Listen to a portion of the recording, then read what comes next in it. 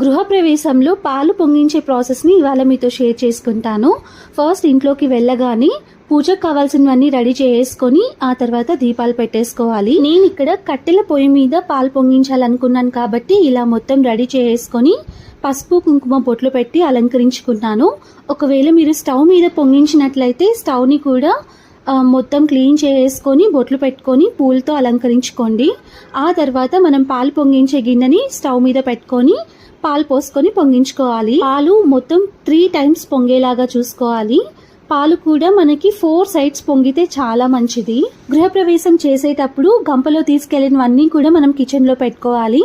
ఏమేమి తీసుకెళ్ళాలి అన్నది ఆల్రెడీ నేను లాస్ట్ వీడియోలో మీతో షేర్ చేశాను.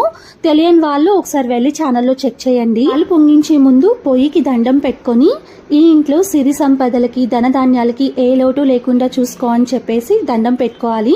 ఆ తర్వాత పాలు పొంగించాల్సి ఉంటుంది. పాలు 3 సార్లు పొంగిపోయిన తర్వాత అందులోనే మనం ప్రసాదం వండి స్వామికి నైవేద్యం పెట్టి ఆ తర్వాత అందరికీ పెట్టొచ్చు. లేదు అంటే కొంతమంది ఓన్లీ మిల్క్ని కొంచెం షుగర్ ఆర్ టీ పౌడర్ వేసేసి టీ లాగా మిల్క్ లాగా తీసుకుంటూ ఉంటారు. అలా అయినా చేయొచ్చు. నేనేంటంటే బెల్లం అన్నం చేస్తున్నాను.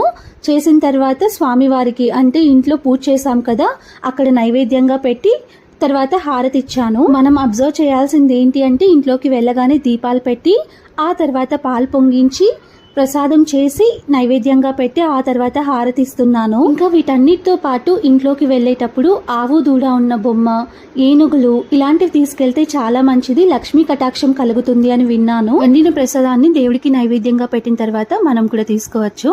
ఇలాంటి మరిన్ని వీడియోస్ కోసం మన ఛానల్ని సబ్స్క్రైబ్ చేసుకోండి.